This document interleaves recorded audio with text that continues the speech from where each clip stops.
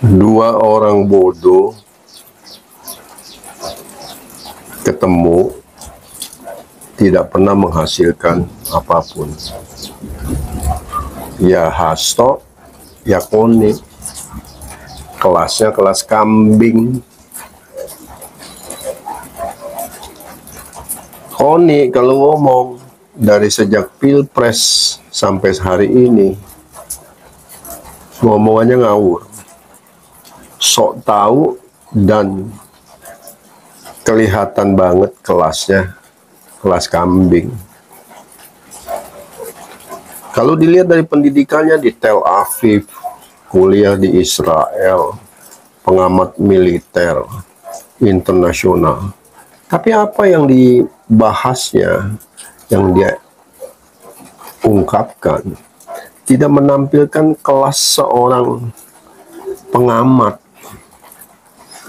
Semuanya dilandasi oleh ketidaksukaan, kebencian. Kalau Anda bicara bebas dari rasa benci dan tidak suka, dan Anda hanya mengungkapkan pendapat berdasarkan literasi dan fakta, mungkin Anda bisa naik kelas.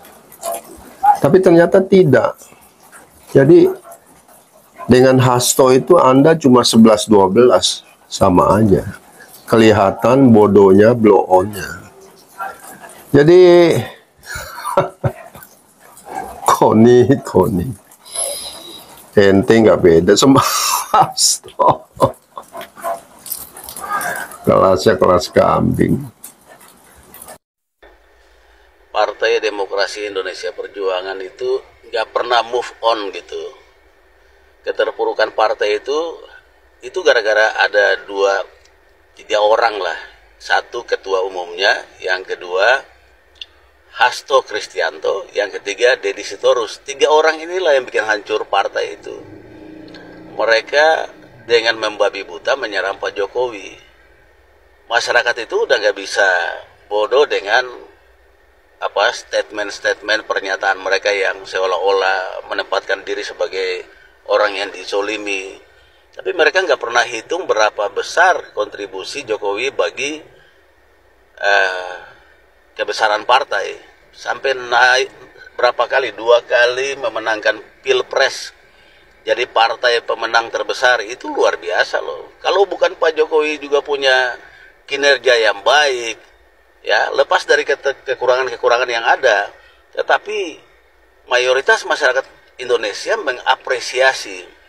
Ini memang hanya 1-2 orang saja nih yang bikin kacau, tapi ya karena gaungnya kemana-mana, lalu diikuti oleh orang-orang yang kurang paham dan sakit hati, ya sudah, jadi seperti rame.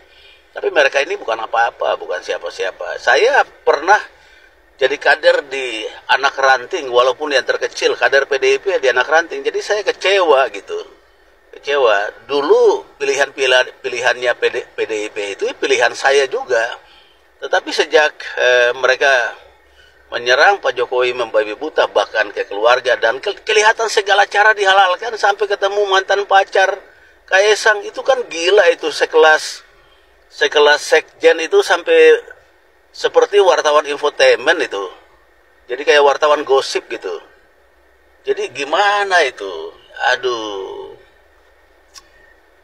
Bingung juga tuh saya lihat tuh Pak Hasto tuh. Seperti ya, maaf ya, kurang kerjaan gitu. Begitu banyak hal yang dia bisa lakukan, kunjungan ke daerah, atau apalah, konsolidasi partai, dan lain-lain. Kok saya level sekjen seperti itu? Kacau banget tuh udah. Ya kalau investigasi yang sifatnya hubungan gitu ya, pribadi asmara, ya sudah ada lah bagian tuh, infotainment tuh kerjaannya tuh. Jadi bingung sekali ya, saya level Hasto seperti itu. Deddy Sitorus juga, aduh, itu gimana tuh Deddy Sitorus itu? Gak tahu dia terpilih di DPR apa enggak itu? Kayaknya nggak terpilih ya. Kurang tahu juga tuh. Ya sebagai orang yang pernah sebagai pengurus ya di level terkecil saat itu ya, sekitar 20 tahun lalu deh ya, kurang lebih 20 tahun lalu, saya di anak ranting PDIP di salah satu RW ya di Jakarta Barat. Ya sangat menyesalkan. Sangat menyesalkan. Nah, ditambah lagi dengan itu lagi. Mereka bawa-bawa itu si si satu siapa lagi tuh yang perempuan tuh Koni Rauk Kondini ya namanya tuh. Itu pengamat internasional kok jadi kayak oposisi ya. Pengamat militer internasional ya sudah fokus saja di bidangnya. Jangan campuri yang memang urusannya itu sudah jadi bagiannya partai. Ya bingung juga nih saya orang-orang ya. Banyak orang yang akal sehatnya hilang tuh ketika menghadapi Jokowi. Pokoknya yang benci Pak Jokowi rata-rata itu sudah kehilangan akal sehat. Benar. Ya, ada kekurangannya ada Pak Jokowi itu ada kurangnya, ada. Tapi mayoritas yang dikerjakan tuh bagus. Ingat ya, Pak Jokowi nggak pernah jual Indosat, Megawati jual. Ya kan? Nah, Pak Jokowi mengangkat nama Indonesia di mata internasional. Ya, banyak sekali. Dia mengembalikan itu aset-aset negara, ya, yang dikuasai oleh pribadi dan kelompok. Dia kembalikan. Terlalu banyak Pak Jokowi buat, terlalu banyak. Cuma sedikit kelemahan itu di blow up sedemikian rupa, sedikit kekurangan di blow up sedemikian rupa sampai ke mana-mana. Ya, memprihatinkan. Kita ini mau maju apa enggak itu ya. Ya, mau maju apa enggak. Tapi memang sekali lagi saya sampaikan bahwa orang yang membenci Pak Jokowi rata-rata itu akal sehatnya tiba-tiba hilang. Ya. Dan biasa kalau akal sehat hilang itu lama-lama mulai mengarah ke depresi lama-lama mengarah ya depresi itu satu tingkat di atasnya tuh gila udah tuh. Jadi memang kasihan ya, kasihan banget. Kasihan banget. Yuk kita lihat kebaikan orang, jangan pintar melihat keburukan orang, tapi kebaikannya kita nggak pernah lihat. Ya. Oke, guys, semangat. Benarkah bahwa PDIP sedang frustrasi ketika tidak bisa menjatuhkan Bapak Jokowi? Benarkah bahwa PDIP gagal move on? Benarkah bahwa Hasto Kristianto yang adalah sekjen PDIP ini adalah pribadi yang tidak berkualitas? Atau benarkah bahwa seorang Hasto Kristianto adalah pribadi yang saat ini sedang cari panggung? Assalamualaikum warahmatullahi wabarakatuh. Salam Om Swastiastu. Namo Buddhaya, salam kebajikan dan salam sejahtera untuk kita semua. Pemirsa sekalian, perseteruan antara Bapak Jokowi dengan orang-orang PDIP tampaknya semakin kesini semakin seru. Komentar dari netizen semakin keras, di mana mereka mengkritik habis-habisan seorang Hasto Kristianto, bahkan ketua umum partai, seorang Deddy Sitorus, yang selama ini kita kenal begitu garang, begitu berani menyuarakan tentang Bapak Jokowi. Serangan yang menurut saya begitu bertubi-tubi kepada Jokowi, kepada Ibu Jokowi, kepada Gibran, kepada Kaesang, kepada Bobi, atau singkatnya kepada keluarga Jokowi.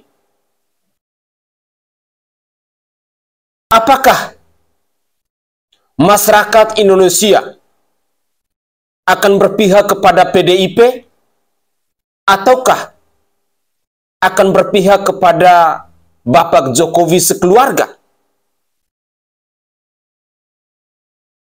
Di tengah perseteruan antara Bapak Jokowi dan PDI Perjuangan ini, terus terang ketika kita menyimak berbagai macam komentar yang ada di platform media sosial, kita sebagai orang-orang kecil, sebagai rakyat jelata, sebagai orang yang tidak punya kepentingan dalam dunia politik ini, merasa lucu ketika melihat dunia perpolitikan di Indonesia ini dijadikan sebagai panggung sandiwara. Ada yang sedang menunjukkan rasa sakit hatinya. Ada yang sedang menunjukkan rasa balas dendamnya. Ada yang sedang menunjukkan sikap frustrasinya.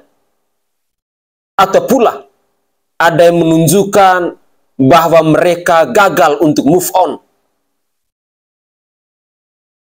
Terus terang, kami yang adalah orang-orang kecil, kami yang adalah rakyat jelata, mungkin keberpihakan itu akan lebih tinggi kepada Bapak Jokowi ketimbang kepada PDIP. Ini adalah ungkapan hati dari saya selain sebagai konten kreator, juga sebagai rakyat jelata, sebagai orang kecil. Karena fakta membuktikan, sampai hari ini pun, antusiasme masyarakat Indonesia itu masih begitu tinggi kepada Jokowi dan keluarga. Elektabilitas dari seorang Jokowi sampai hari ini pun mungkin masih tetap diagung-agungkan, masih tetap dipuja-puji oleh kami yang adalah orang-orang kecil, atau dalam bahasa Jawa, oleh kami yang adalah wong cilik. Pemirsa sekalian, terkadang saya berpikir begini, seringkali kita mendengar narasi yang dibangun oleh orang-orang PDIP seperti Hasto Kristianto yang adalah sekjen PDIP, atau oleh Bang Deddy Sitorus. Saya berharap bahwa dokumen-dokumen yang menjadi bukti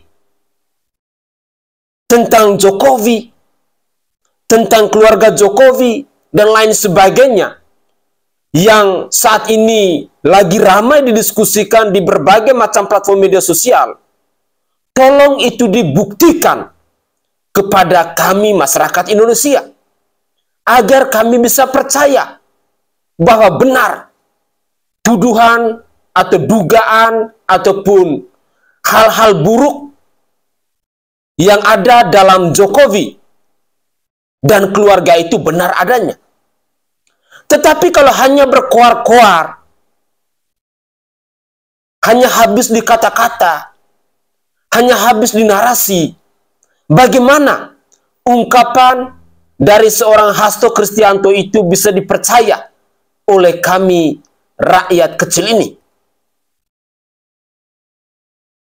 PDIP kita kenal punya keberpihakan yang begitu tinggi kepada orang-orang kecil, sehingga seringkali kita mendengar PDIP itu dengan istilah partainya wong cilik.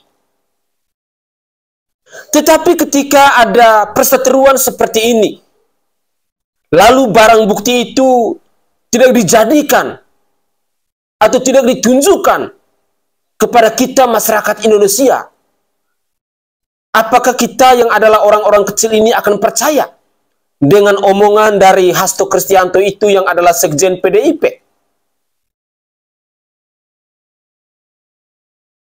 Dalam cuplikan video tadi, kita mendengar bagaimana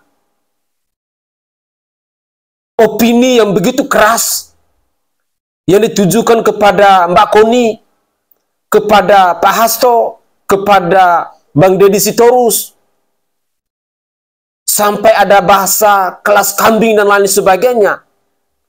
Menurut saya, ini sudah sangat keterlaluan. Sehingga saya sebagai rakyat, sebagai orang kecil, sebagai wong cilik, berharap agar omongan dari seorang Hasto Kristianto tentang barang-barang bukti itu bisa ditunjukkan kepada kita masyarakat Indonesia, khususnya kepada kita yang adalah wong cilik ini. Jangan sampai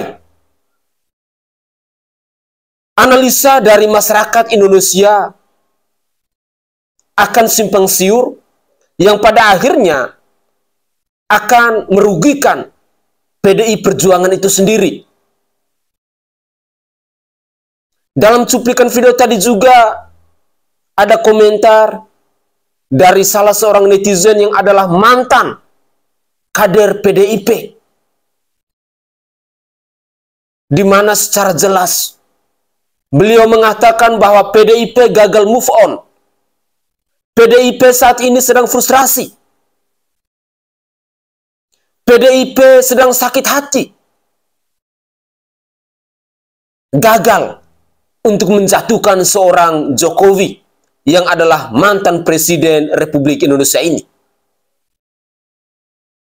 Harapan saya agar apa yang dikatakan oleh Pak Hasto itu maupun apa yang dikatakan oleh Mbak Koni itu bisa dipublikasikan kepada kita masyarakat Indonesia, agar kita semua jadinya tahu siapa itu Bapak Jokowi, siapa itu keluarga Jokowi, siapa itu Ibu Iriana Jokowi, dan lain sebagainya.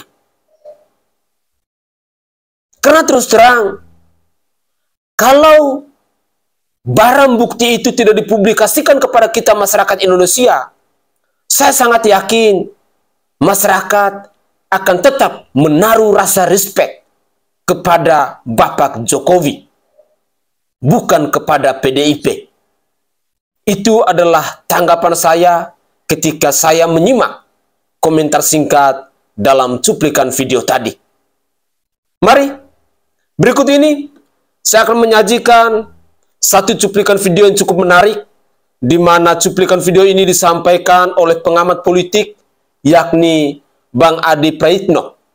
Saya pikir kita semua mengenal beliau, di mana beliau ini begitu berani, begitu lugas, dan berikut ini beliau juga akan memberikan tanggapan atau komentar terkait perseteruan antara Pak Jokowi bersama orang-orang PDIP dan PDI Perjuangan itu sendiri. Inilah cuplikan video selengkapnya.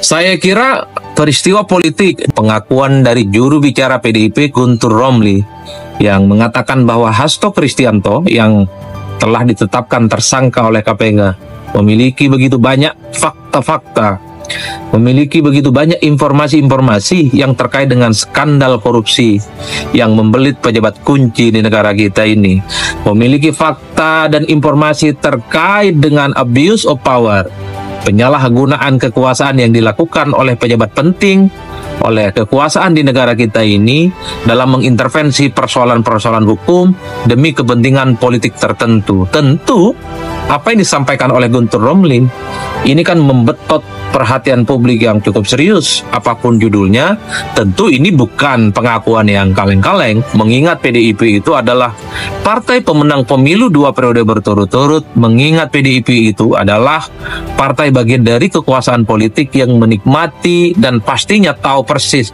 bagaimana persoalan-persoalan hukum ada kaitannya yang sangat kental dengan kepentingan politik di negara kita ini. Oleh karena itu, pernyataan Guntur Romli ini langsung disambar oleh publik. Kira-kira kapan video yang berisi fakta dan informasi itu akan disampaikan secara terbuka? Karena dua hal. Pertama, tentu ini akan diapresiasi sebagai upaya untuk mengungkap terang benderang bahwa persoalan-persoalan korupsi yang membelit elit-elit kunci di negara kita ini, bahwa persoalan penyalahgunaan kekuasaan yang dilakukan oleh penguasa-penguasa kita hari ini, itu bisa diungkap secara terang benderang. Karena ini yang ngomong adalah PDIP dan Hasto, pastinya informasinya itu dinilai cukup valid dan cukup sahih. Makanya ditunggu kira-kira kapan ini akan diungkap. Yang kedua, tentu ini akan mengungkap satu keyakinan publik bahwa selama ini ketika ada persoalan-persoalan misalnya korupsi, soal penyalahgunaan kekuasaan, intervensi kekuasaan dalam kepentingan politik dan hukum, ini kan tidak pernah tersentuh sama sekali.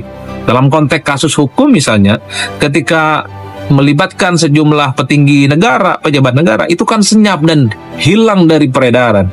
Jadi dalam konteks itulah sebenarnya tagihan kepada Guntur Romli, kepada tim hukum Hasto Kristianto untuk segera mengungkap bahwa persoalan informasi yang dimiliki disertai dengan fakta-fakta terukur itu harus segera disampaikan kepada penegak-penegak hukum. Bisa disampaikan kepada KPK, bisa disampaikan kepada kepolisian, bisa disampaikan kepada kejaksaan, dan seterusnya. Agar supaya persoalan-persoalan hukum, persoalan-persoalan korupsi itu terang menderang. Jadi Hasto itu bisa menjadi justice collaborator, menjadi sosok yang kemudian menunjukkan siapa kira-kira pejabat-pejabat kunci di negara kita ini terlibat dalam pusaran korupsi dan cenderung menggunakan kekuasaannya itu demi kepentingan pribadi dan demi kepentingan politik tertentu.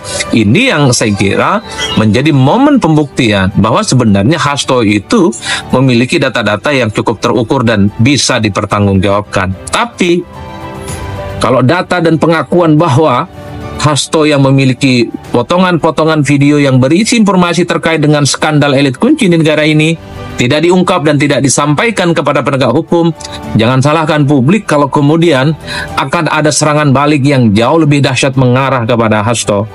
Bahwa Hasto akan disebut sebagai orang yang hanya playing victim, hanya akan disebut sebagai gertak sambal, hanya akan disebut sebagai orang yang omon-omon. Itulah yang akan terjadi. Karena ini terlanjur sudah disampaikan secara terbuka. Satu-satunya cara supaya Hasto mendapatkan dukungan publik sekalipun sudah mendapatkan tersangka dari KPK adalah mengungkapkan bahwa sebenarnya banyak kasus korupsi di negara kita ini tidak pernah tersentuh oleh hukum dan tidak bisa diungkap setuntas-tuntasnya.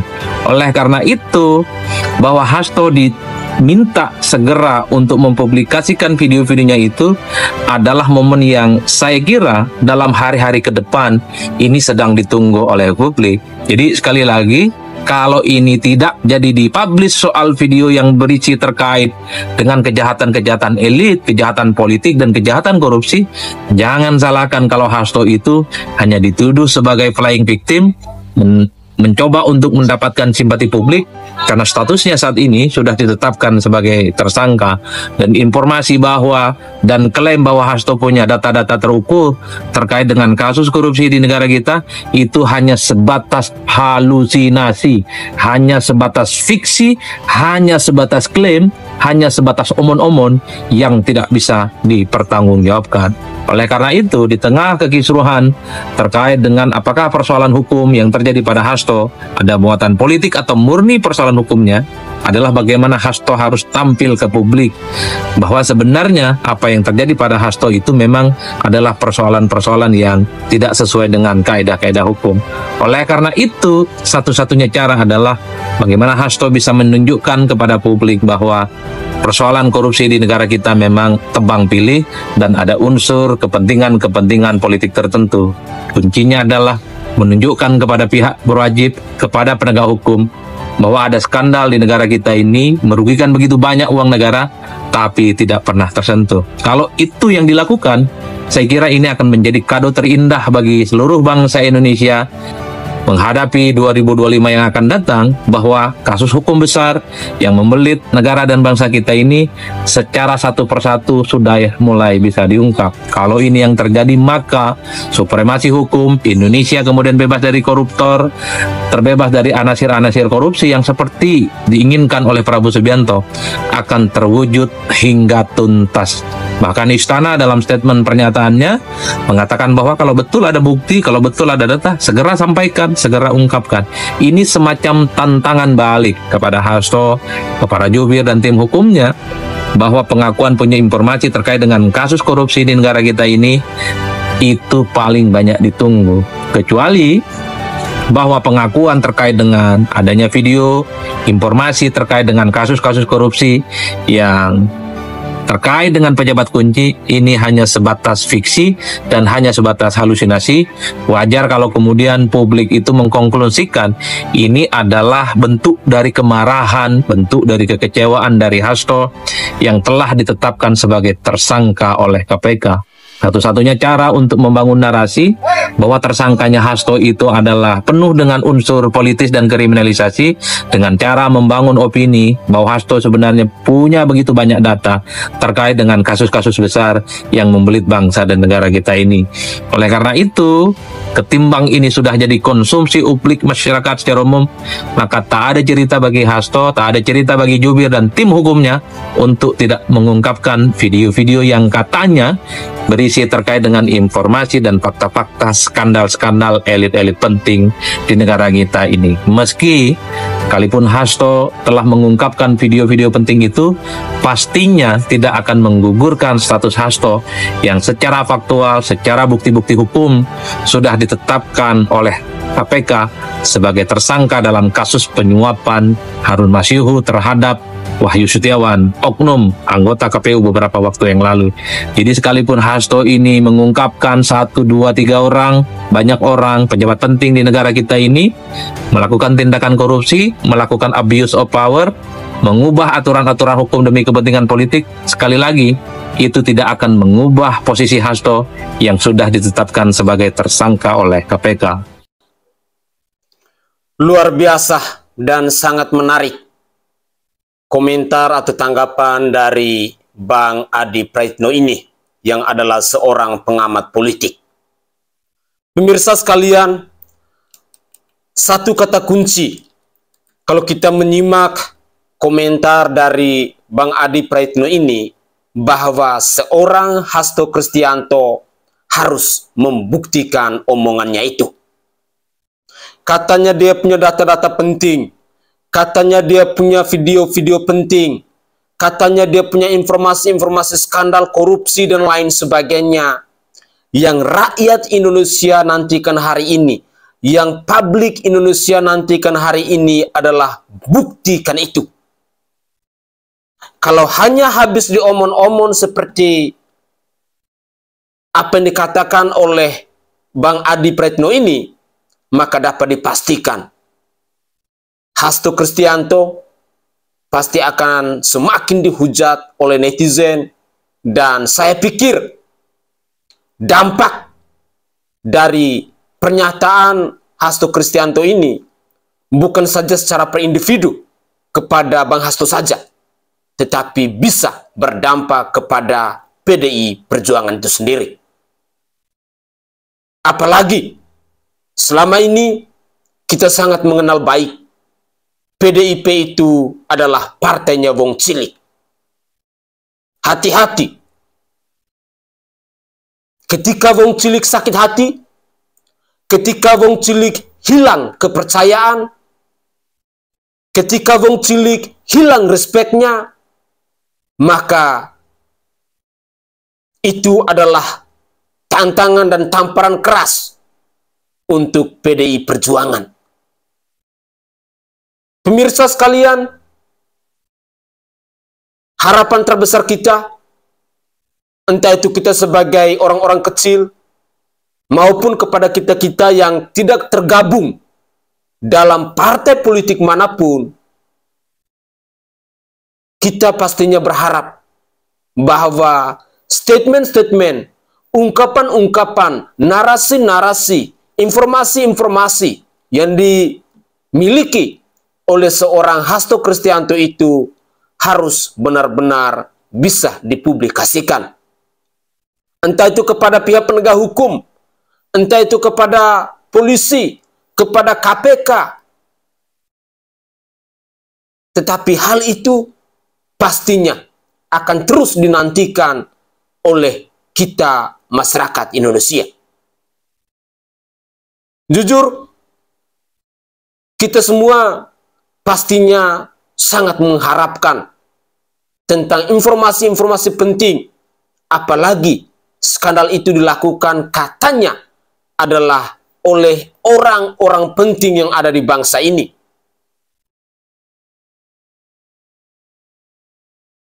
Kalau memang ada skandal korupsi besar-besaran dan hal itu bisa diungkapkan oleh seorang Hasto Kristianto, saya pikir seorang Prabowo Subianto yang adalah Presiden Republik Indonesia saat ini pasti akan sangat mendukung. di mana kita ketahui bahwa seorang Prabowo Subianto saat ini beliau begitu gencar untuk membasmi, untuk menangkap pelaku-pelaku koruptor yang telah merampok uang negara maupun uang rakyat itu.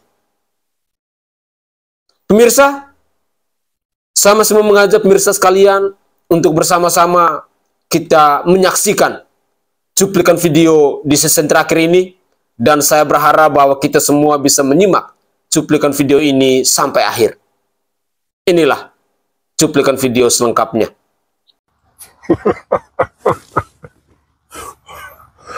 Jadi kita dengar Hasto ketika dijadikan tersangka KPK, dia bilang ada dokumen-dokumen yang diserahkan ke KONI. Ternyata itu isinya clipping. Hasto. Memang Hasto ini cocok sama KONI. Yang satu on, yang satu agak beleguk. Kita masih ingat ya ketika Hasto memperdengarkan suara rekaman bukti bahwa Jokowi ngancem ya mau nangkepin orang. Ternyata itu kan waktu lagi dia kasih sambutan di acara khusus begitu, pada saat pembekalan bupati, kepala daerah, ASN begitu ya. Jadi kalau kita lihat ini kualitasnya Hasto. Baru-baru ini publik dikejutkan dengan klaim yang disampaikan oleh Sekjen PDIP Hasto Kristianto dan pengamat militer Koni Rahakundini Bakri mengenai adanya dokumen dan video skandal yang melibatkan pejabat negara dan pemerintahan Presiden Joko Widodo. Hasto mengklaim bahwa dokumen tersebut berisi bukti-bukti skandal korupsi pejabat negara, baik dalam bentuk video, audio, dan teks. Katanya, dokumen ini telah diserahkan kepada KONI untuk diamankan. Namun hingga kini belum ada kejelasan mengenai isi dari dokumen tersebut. Klaim ini muncul di tengah situasi yang cukup kontroversial, di mana Hasto sendiri baru saja ditetapkan sebagai tersangka dalam kasus korupsi suap oleh Harun Masiku kepada komisioner KPU. Hal ini menimbulkan berbagai spekulasi dan pertanyaan di kalangan masyarakat mengenai timing dan motif di balik pengungkapan dokumen tersebut. Sebagai warga negara yang peduli terhadap transparansi dan penegakan hukum, kita perlu mendapatkan kejelasan mengenai beberapa hal penting terkait klaim ini. Pertama, apa sebenarnya isi dari dokumen dan video yang dimaksud? Mengapa baru sekarang dibicarakan setelah Hasto ditetapkan sebagai tersangka? Jika Hasto mengetahui adanya kejahatan selama ini, mengapa tidak diungkap dari dulu? Apakah ada alasan tertentu yang membuat Hasto menahan informasi ini hingga saat ini? Selain itu, mengapa PDIP tidak berusaha mencegah kejahatan tersebut sebelum terjadi? Bukankah Pak Jokowi sebelumnya merupakan kader PDIP yang ditugaskan sebagai presiden? Sebagai partai yang memiliki pengaruh besar dalam pemerintahan, seharusnya PDIP memiliki mekanisme untuk mencegah dan mengawasi tindakan yang merugikan negara di kalangan pejabatnya. Atau jangan-jangan PDIP khususnya Hasto sebagai sekjen juga terlibat dalam kejahatan yang dimaksud. Minimal keterlibatannya dalam bentuk pembiaran kejahatan yang dimaksud terjadi.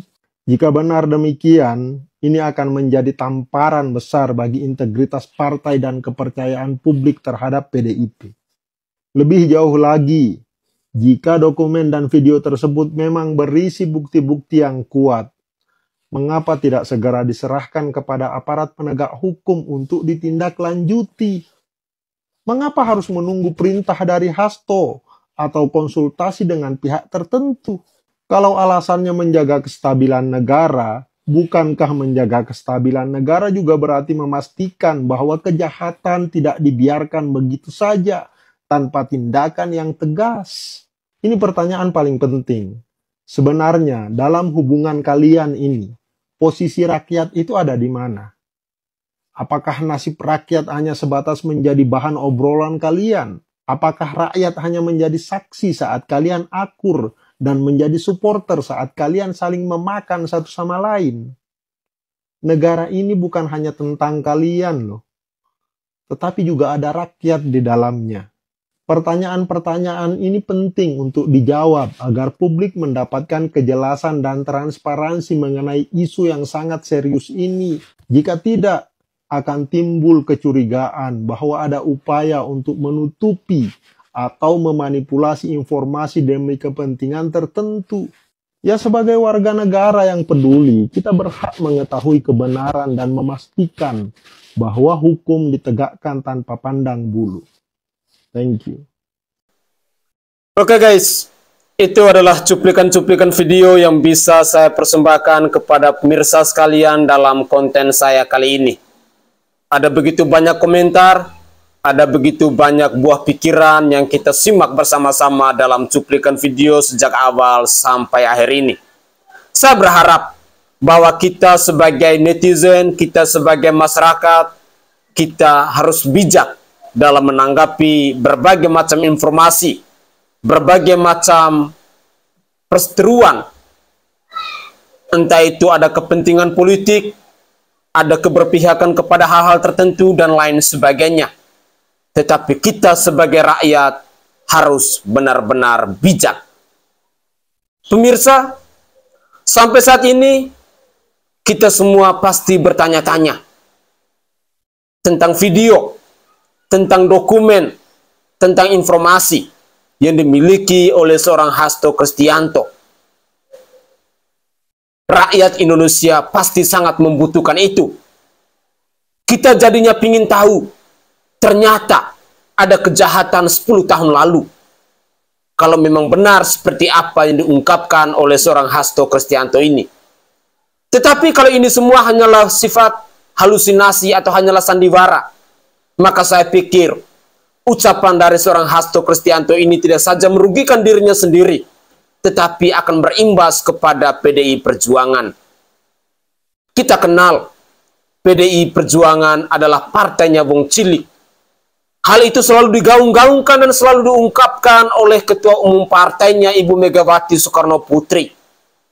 Mereka akan bergerak sampai ke akar rumput bersama Wong Cilik dalam membangun partai politiknya. Tetapi jikalau hal ini tidak diungkapkan, tidak dipublikasikan, masih adakah rasa percaya kita dari Wong Cilik kepada PDI Perjuangan? Itu adalah tanggapan singkat saya. Semoga saja seorang Hasto Kristianto bisa segera mungkin untuk membuktikan omongannya ini, biar tidak merugikan dirinya dan juga PDI Perjuangan itu sendiri. Saya Sainai dari Provinsi Nusa Tenggara Timur. Saatnya kita yang rakyat jelata harus berani untuk bersuara. Salam hormat, salam NKRI, dan salam Pancasila untuk kita semua. Mari kita kawal kasus ini demi menegakkan kebenaran dan keadilan di negara kesatuan Republik Indonesia ini.